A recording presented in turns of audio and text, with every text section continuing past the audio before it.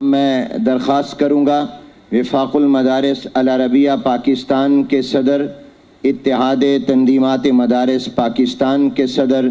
جامعہ دارالعلوم کراچی کے قائم مقام صدر، عالم اسلام کی عظیم ممتاز علمی اور روحانی شخصیت اور آج کے اس سیمینار کے داعی و میزبان حضرت مولانا مفتی محمد تقی عثمانی صاحب دامت برکاتہم العالیہ سے کہ وہ اپنے افتتاحی خطاب سے ہم سب کو نوازیں۔ شیخ الاسلام حضرت مولانا مفتی محمد تقی عثمانی صاحب دامت برکاتہم العالیہ۔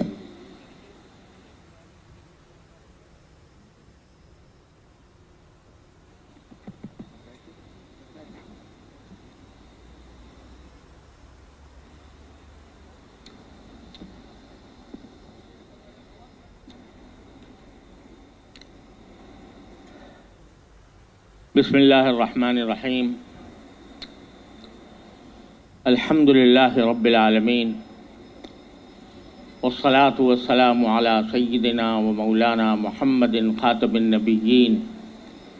و امام المرسلین وعلی آلہ و اصحابہ اجمعین وعلی کل من تبعہم بإحسان الی یوم الدین۔ اما بعد، حضرات علماء کرام، زعماء اعظام، ہماری تاجر برادری کے رہنما حضرات اور معزز حاضرین، السلام علیکم ورحمۃ اللہ تعالی وبرکاتہ۔ آج حرمت سود سیمینار کے اس افتتاح کے موقع پر میں سب سے پہلے اللہ تعالیٰ کا شکر ادا کرتا ہوں، جس نے اپنے فضل و کرم سے ایک مقدس مقصد کے لیے امت کے مختلف مکاتب فکر کے سربراہ بردہ علماء کرام، اسلامی جماعتوں اور تنظیموں اور ہماری تاجر برادری کو اس تاریخی موقع پر جمع فرمایا۔ یہ مقدس مقصد ملک سے سود کی لعنت کو ختم کرنے کے لیے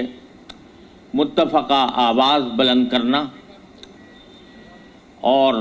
اس کے لیے حکومت سے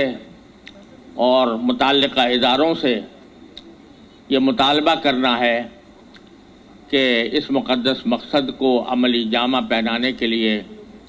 مؤثر اور عملی کوششیں کی جائیں۔ میری مدت سے یہ خواہش تھی کہ اگرچہ ہم کچھ نظریاتی اختلافات کی وجہ سے سنی، شیعہ، دیوبندی، بریلوی، اہل حدیث کے مکاتب فکر میں تقسیم ہیں، جنہیں بعض اوقات فرقوں سے بھی تعبیر کر دیا جاتا ہے، لیکن حقیقت یہ ہے کہ ان نظریاتی اختلافات کا دائرہ اکثر بہت تنگ ہے، جنہیں صرف علمی حلقوں تک محدود رہنا چاہیے۔ اس کے برعکس امت کے جن مسائل کا عالمی سطح پر اور ملکی سطح پر ہمیں سامنا ہے اور جن کو نظر انداز کر کے ہم بہت دکھ اٹھا چکے ہیں، وہ بیشتر اجماعی نوعیت کے مسائل ہیں جس میں کسی کا اختلاف نہیں، اور اگر ہم سب مل کر ان مسائل کی طرف پوری توجہ اور صلاحیتیں صرف کریں تو ان کا حل نکالنا کچھ مشکل نہیں ہے۔ اس لیے مدت سے میرا خیال تھا کہ ایک ایسا فورم وجود میں آئے جو ان سلگتے ہوئے مسائل پر تمام مکاتب فکر اور دینی تنظیموں کو اپنے سیاسی، جماعتی یا مسلکی تشخص سے ماورا ہو کر متفقہ موقف پیش کرنے اور اسے ایک تحریک دینے کی شکل دے تو انشاءاللہ کامیابی کی بڑی امید ہے۔ ہماری ماضی کی تاریخ گواہ ہے کہ جب کبھی کسی اجماعی مسئلے پر تمام مکاتب فکر اکٹھے ہوئے تو اس کا نتیجہ ہمیشہ بہت خوش آئند رہا۔ سب سے پہلے قرارداد مقاصد کی منظوری میں تمام مکاتب فکر شامل تھے. پھر حضرت مولانا شاہ ملک صاحب رحمۃ اللہ علیہ کی دعوت پر سن 1952 میں تمام مکاتب فکر کے چوٹی کے علماء نے ملک کے دستور کے لیے 22 نکات مرتب فرمائے جنہیں قبول عام حاصل ہوا. اس کے بعد سن 1953 میں تمام مکاتب فکر کے چوٹی کے علماء نے ملک کے دستور کے لیے عملی تفصیلات اس دستور پر ترمیمات کی شکل میں پیش کی جو اس وقت زیر نظر تھا، اور اس پر شقوار تبصرہ کر کے ملکی دستور کے لیے متفقہ طور پر مزید مفصل بنیادیں فراہم کیں جو بعد کے دستوروں کے لیے مثال راہ بنے. پھر 1973 کے دستور کی تیاری میں حضرت مولانا مفتی محمود صاحب رحمۃ اللہ علیہ اور حضرت مولانا شاہ احمد نورانی رحمۃ اللہ علیہ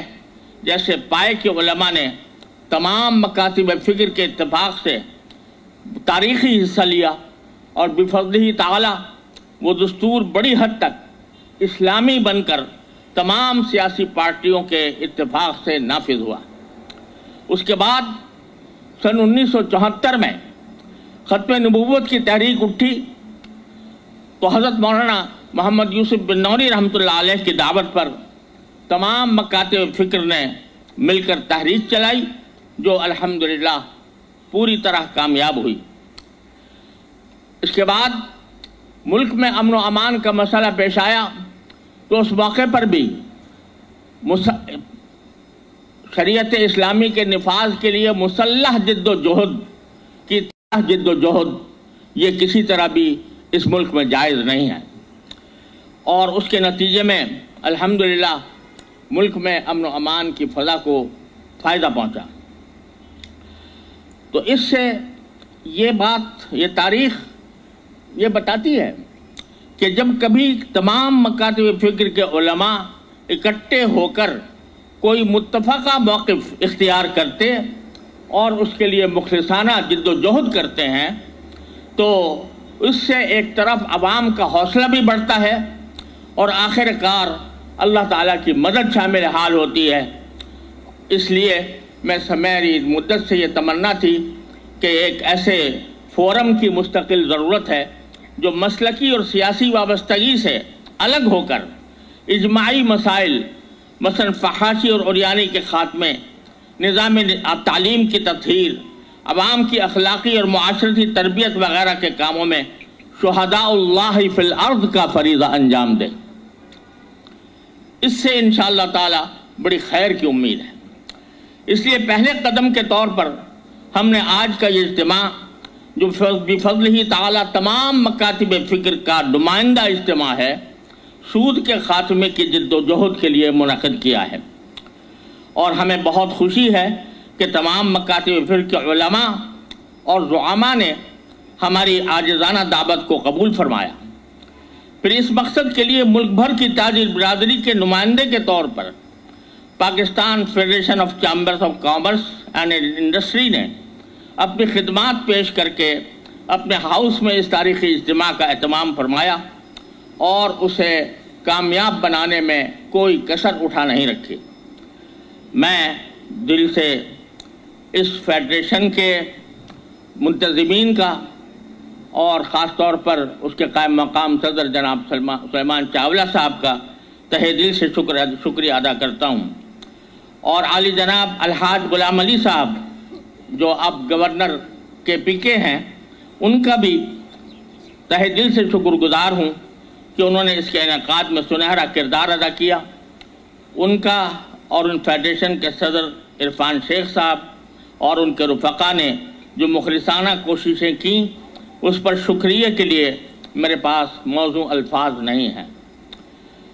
اور اس اجتماع کی اصل جان وہ علماء کرام اور مشائخ ہیں اور تنظیموں کے نمائندے ہیں جنہوں نے مجھ ناکارہ کی دعوت پر اس مقصد کے لیے اخلاص کے ساتھ اپنے قیمتی اوقات صرف فرمائے۔ اللہ تعالیٰ ان کی کوششوں کو قبول اور کامیاب فرمائے۔ ہمیں امید ہے کہ اس اجتماع کو محترم گورنر سندھ، محترم وزیر خزانہ اور جناب گورنر اسٹیٹ بینک اور متعدد وزراء بھی رونق بخشیں گے اور اس کام کو آگے بڑھانے کے لیے عملی اقدامات کا اعلان کریں گے۔ اللہ تعالیٰ انہیں بھی جزائے خیر عطا فرما کر مقصد میں نمایاں کردار ادا کرنے کی توفیق عطا فرمائیں۔ وآخر دعوانا ان الحمدللہ رب العالمین۔